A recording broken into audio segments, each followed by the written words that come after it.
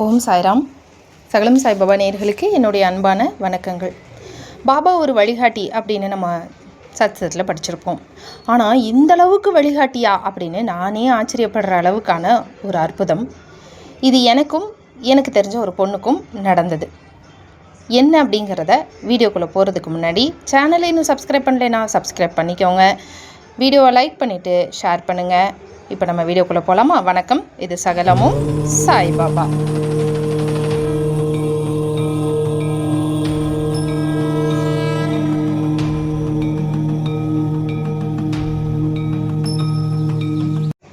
என்னடா ஓவராக ஹைப் கொடுக்குறேனே அப்படின்னு நினைக்காதீங்க. ஹைப்பெல்லாம் கிடையாது, ரியாலிட்டி.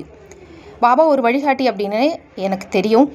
ஆனால் உண்மையாக சொல்கிறேன், இந்தளவுக்கு ஒரு வழிகாட்டியாக இருப்பார் அப்படின்னு, இவ்வளவு தூரம் ஆழமான ஒரு படிப்பினை அவருக்கு இருக்குது அப்படிங்கிறத நான் தெரிஞ்சுக்கிட்டு ஒரு 1 இயர் இருக்கும். ஒரு 1 இயருக்கு முன்னாடி நடந்த ஒரு விஷயம் எனக்கு இல்லை, ஆனால் என் மூலியமாக எனக்கு தெரிஞ்ச ஒரு சகோதரி, ஒரு பொண்ணுக்கு நடந்த ஒரு விஷயம். இப்போ எனக்கு நிறைய பொண்ணுங்க மெசேஜ் பண்ணுவாங்க, நான் அடுத்து ஏதாவது பண்ணணும்னு ஆசைப்பட்றேன், என்ன பண்ணுறதுன்னு எனக்கு தெரியல, கவர்மெண்ட் எக்ஸாமுக்கு ட்ரை பண்ணுறேன், இந்த குரூப் எக்ஸாம் எழுதிக்கிட்டு இருக்கேன் அப்படின்னு, பேங்க் எக்ஸாம் எல்லாம் எக்கச்சக்கமாக நான் அதை பண்ணுறேன் இதை பண்ணுறேன் அப்படின்னு நிறைய பேர் எனக்கு மெசேஜ் பண்ணுவாங்க. பாபா எனக்கு ஹெல்ப் பண்ணணும், சீட்டு வாங்கி தரணும், வேலை வாங்கி தரணும்னு எத்தனையோ பேருக்கு எத்தனையோ வேண்டுதல் இருக்கும். அதுக்கெல்லாம் அவர் பதில் சொல்லிக்கிட்டே தானே இருப்பார். உனக்கு ஜாப் கிடைக்கும், உனக்கு அது கிடைக்கும், இது கிடைக்கும் அப்படின்னு சொல்லுவார்ல. ஆனால் இது முற்றிலும் வித்தியாசமாக இருக்கும். அதாவது ஒரு பொண்ணு என்ன பண்ணுறது அப்படின்னு தெரியாமல் இருக்கா, அவளுக்கு என்ன தெரியும் அப்படின்னு அவளுக்கே தெரியலை, ஆனால் பாபாவுக்கு தெரிஞ்சிருக்கு. ஓகே, நான் திரும்பவும் விஷயத்துக்கே வரேன். எனக்கு தெரிஞ்ச ஒரு பொண்ணு பேர் பார்கவி. அவங்க கோயம்புத்தூரில் திருச்சியில் இருக்காங்க. ஐடி கம்பெனியில் வேலைக்கு போயிட்டு இருந்த பார்கவி ஒரு கட்டத்தில் ஹெல்த் இஷ்யூஸ்னால் வேலையை ரிசைன் பண்ணுறாங்க. வீட்டிலையே இருக்க பிடிக்கலை. அதே சமயத்தில் ஹெல்த்தை சரி பண்ணிவிட்டு திரும்பவும் வேலைக்கு போகணும். வேலையில் ஐடி கம்பெனியில் ரொம்ப ப்ரெஷராக இருக்கும் அப்படிங்கிறனால வேறு என்ன பண்ணலாம், ஐடி கம்பெனியில் வேலைக்கு போகிறத காட்டிலும் இப்போ நம்ம வீட்டில் தான் இருக்கோம், வீட்டில் இருந்துக்கிட்டு வேறு என்ன பண்ணலாம், என்ன பண்ணுறதுன்னு அவங்களுக்கு தெரியலை. ஏதாவது ஒன்று பண்ணணும், ஆனால் என்ன பண்ணுறது அப்படின்னே அவங்களுக்கு தெரியலை. இப்படியே அவங்க ஒரு பக்கம் தன்னோட கரியரை எப்படி கொண்டு போகலாம் அப்படின்னு யோசிக்கிறாங்க. இன்னொரு பக்கம் ஹெல்த் இஷ்யூஸை எப்படி சார்ட் அவுட் பண்ணலாம் அப்படின்னு சொல்லிட்டு பேரலாக ரெண்டையும் பார்த்துக்கிட்டு இருக்காங்க. ஒரு கன்ஃபியூஷன்லேயே அவங்களுக்கு போய்கிட்டு இருக்கு. ஒரு நாள் எனக்கு ஒரு கனவு வந்தது.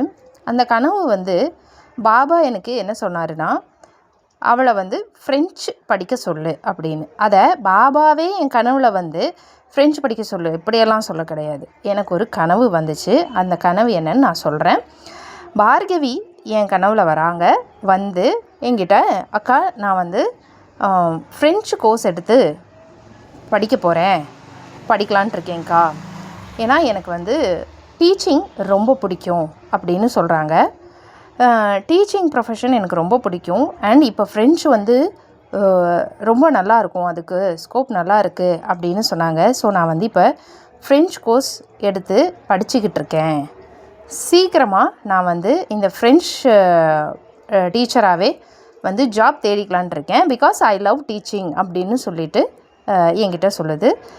அதே போல் உங்களுக்கு தான் நான் தேங்க்ஸ் சொல்லணும், ரொம்ப தேங்க்ஸ்க்கா அப்படின்னு சொல்கிறாங்க. இந்த கனவு எனக்கு ஏன் வந்துச்சுன்னு சத்தியமாக புரியலை. இப்போ நான் பார்கவிக்கு காண்டாக்ட் பண்ணுறேன். ஏம்மா, எனக்கு இந்த மாதிரி ஒரு கனவு வந்துச்சு, நீங்கள் ஃப்ரெஞ்ச் எடுத்து நான் படிக்கிறேங்க்கா அப்படின்னு சொல்கிறீங்க.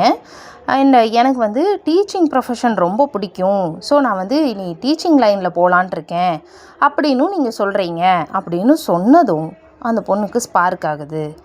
என்ன ஸ்பார்க் ஆகுதுன்னா, நேற்று தான் நான் பாபா கிட்ட வேண்டினேன், நான் என்ன பண்ணட்டும்னு சொல்லுங்கள் பாபா, அட்லீஸ்ட் என்னை கைட் பண்ணுங்கள், நான் என்ன பண்ணட்டும் அப்படின்னு எனக்கு சொல்லுங்கள் அப்படின்னு கேட்ட நேரத்தில் என் கனவில் அவளை ஃப்ரெஞ்சு படிக்க சொல்லு. இதில் ஹைலைட்டான விஷயம் என்ன தெரியுங்களா, நிஜமாலுமே எனக்கு டீச்சிங்னா ரொம்ப பிடிக்கும்க்கா அப்படின்னா அந்த பொண்ணு சொன்னது தான். எப்படிக்கா பாபா இவ்வளோ கரெக்டாக சொன்னார்?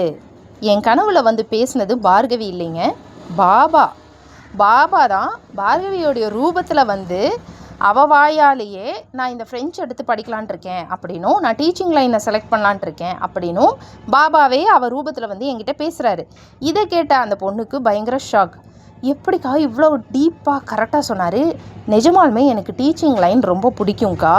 நான் இப்போயும் கொஞ்ச நாளாக வீட்டில் டியூஷன் எடுத்துக்கிட்டு இருக்கேன் அப்படின்னு சொன்னாங்க. எனக்கு அவங்க டியூஷன் எடுத்துக்கிட்டு இருக்காங்கங்கிற விஷயமே எனக்கு தெரியாது. ஆனால் இந்த கனவு வந்ததுக்கப்புறம் தான் அவங்க சொன்னாங்க, வீட்டில் சும்மா தானே இருக்கோம் அப்படின்னு வேல்யூபிளாக கொஞ்சம் ஸ்பெண்ட் பண்ணலாமேன்னு இப்போ குழந்தைங்களுக்கு நான் டியூஷன் தான்க்கா எடுத்துக்கிட்டு இருக்கேன்.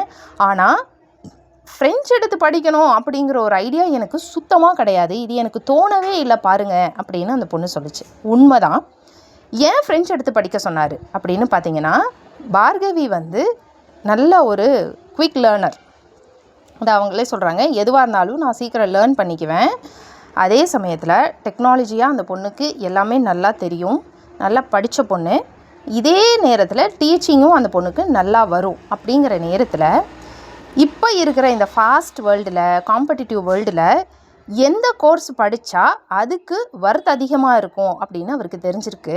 அதனால் ஃப்ரெஞ்ச் எடுத்து படிக்க சொல்லியிருக்காரு. ஏன்னா ஃப்ரெஞ்சுக்கு மவுஸ் அதிகம், ஃப்ரெஞ்ச் மாஸ்டர்ஸ் அவ்வளோ சீக்கிரத்தில் எங்கேயும் கிடைக்க மாட்டாங்க. ஸோ ஃப்ரெஞ்ச் எடுத்து படித்து ஏதாவது ஒரு இன்டர்வியூக்கு போனோம்னா கண்டிப்பாக அந்த காலேஜ்லேயோ இல்லை ஸ்கூல்லேயோ சீக்கிரமாக வேலை கிடைக்கும். ஏன்னா இந்த கோர்ஸுக்கு ஸ்கோப் அதிகமாக இருக்குது இல்லைங்களா. இங்கிலீஷ், மேக்ஸ், இந்த மாதிரி கம்ப்யூட்டர் சயின்ஸுங்கிற போது கஜன்னு கிடைப்பாங்க டீச்சர்ஸ். ஆனால் ஃப்ரெஞ்சுக்கு கிடைப்பாங்களா அப்படின்னா இல்லை, செலக்டிவ்லி தான் கிடைப்பாங்க. அதனாலேயே எந்த கோர்ஸுக்கு ஸ்கோப் அதிகமாக இருக்குதுன்னு தெரிஞ்சு அதையவே சஜஸ்ட் பண்ணியிருக்காரு. அப்படிங்கிற போது எனக்கும் பார்கவிக்கும் பயங்கர ஷாக்கிங்காக இருந்தது. அந்த பொண்ணுக்கும் ரொம்ப சந்தோஷமாக இருந்தது. ஏன்னா இவ்வளவு டீப்பாக எனக்குள்ளே இருக்கிற ஒரு ஸ்கில்லை பாபா தெரிஞ்சு வச்சுருக்காரு. எனக்கு டீச்சிங் நல்லா வரும், எனக்கு அது ரொம்ப பிடிச்ச ப்ரொஃபஷன் கூட. ஆனால் இவ்வளவு நாளில் ஒரு கோர்ஸ் எடுத்து படித்து ஒரு பேசாமல் ஒரு ஸ்கூலுக்கு டீச்சராக போயிடலாம், இல்லை ப்ரொஃபஸராக போகலாம் அப்படின்னு அந்த பொண்ணுக்கு தோணவே இல்லை. டியூஷன் எடுத்துகிட்டு அடுத்து நம்ம என்ன பண்ணலான்னு யோசிச்சுக்கிட்டு இருக்கு.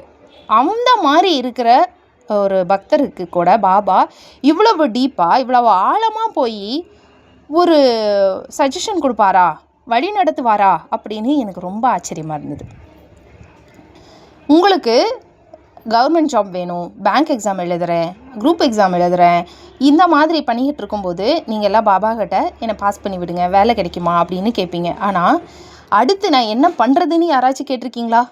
கேட்டு பாருங்கள். மேபி உங்களையும் அவர் கைட் பண்ணலாம். ஏன்னா ரொம்ப நாளாக நான் கவர்மெண்ட் வேலைக்கு காத்துட்ருக்கேன், எனக்கு இப்போ வரைக்கும் கவர்மெண்ட் வேலை கிடைக்கல, நான் அதை மட்டும்தான் பண்ணுவேன், வேறு எதுவும் பண்ண மாட்டேன் அப்படின்னு இருக்கீங்க அப்படின்னா அது தப்பு. மேபி அடுத்து நான் என்ன பண்ணட்டும் பாபா, நான் சும்மா தானே இருக்கேன் வீட்டில், வேறு ஏதாவது நான் பண்ணட்டுமா அப்படின்னு கேட்டு பாருங்கள். இதே போல் உங்களுக்கும் பாபா யார் மூலமாவது கண்டிப்பாக கைடன்ஸ் பண்ண வாய்ப்பு இருக்குது. இதெல்லாம் ஒரு பக்தருக்கு நடக்குதுன்னா அதுக்கு என்ன அர்த்தம் நீங்கள் நினைக்கிறீங்க? அவர் மேலே அந்த பொண்ணு வச்சுருந்த அதீத நம்பிக்கையும் பக்தியும் தான். அந்த அதீத நம்பிக்கையும் பக்தியும் கண்டிப்பாக உங்களை வழி நடத்தும். அப்படி வழி நடத்தணும் அப்படின்னா நம்ம வாழ்க்கையில் கண்டிப்பாக நமக்கு குருன்னு ஒருத்தர் இருக்கணும் அப்படின்னு நம்ம சத்திரத்தில் படிச்சிருப்போம். அந்த சாப்டரை இப்போ நம்ம ஸ்க்ரீனில் பார்க்கலாம். இப்பாதையில் செல்வதற்கு நல்ல வழிகாட்டியின், அதாவது குருவின் உதவி இன்றியமையாதது. ஒருவன் எவ்வளவுதான் கற்றறிந்தவனாக இருப்பினும், வேதாந்தங்களில் எவ்வளவுதான் ஆழ்ந்த அறிவுடையவனாக இருப்பினும் தனது பயண முடிவை அவன் பத்திரமாக சென்றடைய முடியாது. வழிகாட்டி ஒருவர் அவனுக்கு உதவ அங்கிருந்தால் சரியான வழியை காண்பித்து பயணத்தின் போதுள்ள இடர்கள், குழிகள், கொடிய மிருகங்கள் இவற்றை ஒதுக்கிச் செல்ல முடியும்.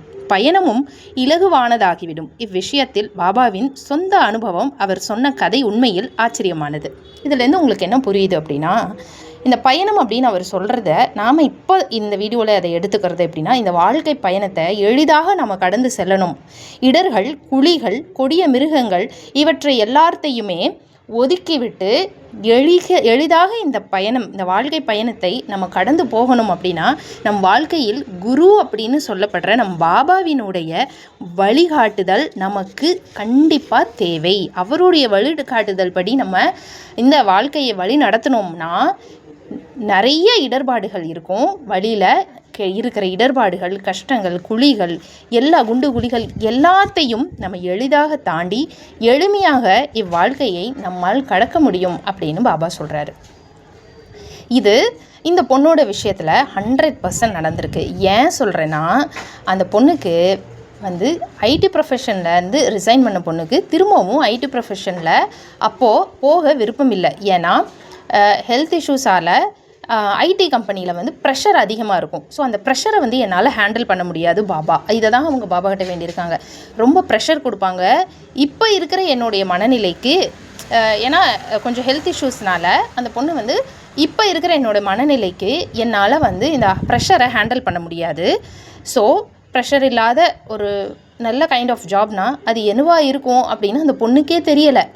ஸோ நமக்கு பிடிச்சதை செய்யும்போது நமக்கு அது ப்ரெஷராக இருக்காது. நல்லா யோசிச்சு பார்த்துக்கோங்க. என்றைக்குமே நமக்கு பிடிச்ச ஒரு விஷயத்தை நம்ம செய்யும்போது அதை நம்ம ரொம்ப அன்போடு செய்வோம், லவ் பண்ணி செய்வோம் இல்லையா? அப்போ உனக்கு ப்ரொஃபஷன் உனக்கு வந்து டீச்சிங் பிடிக்குது அப்படிங்கிற போது அதில் ரேரான கோர்ஸை செலக்ட் பண்ணி ஃப்ரெஞ்சு கோர்ஸை படித்து நீ டீச்சிங் லைனில் போ.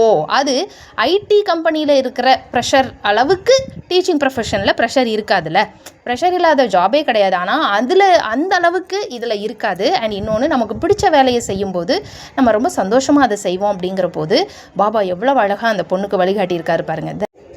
சச்சரத்தில் எழுதியிருக்கிற ஒவ்வொரு வார்த்தைகளும் உண்மைதான், சத்தியமான உண்மை தான் அப்படிங்கிறதுக்கு இது ஒரு உதாரணம்.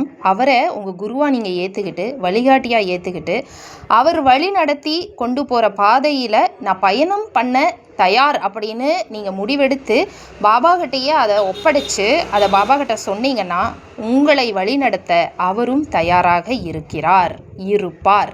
நிச்சயமாக அவர் உங்களை வழி நடத்துவார், சரியான பாதையில் கூட்டிகிட்டு போவார். உங்கள் பாதையில் குண்டுகள், குழிகள், இடர்கள், எத்தனை பிரச்சனைகள் உங்கள் பாதையில் இருந்தாலும் அத்தனையையும் அவர் அகற்றி தூர எறிந்துவிட்டு உங்களை எளிதான ஒரு பாதையில் வழிநடத்தி கைப்பிடித்து கூட்டிட்டு போவார். அப்படிங்கிறதுக்கு இந்த வீடியோ ஒரு நல்ல உதாரணம்.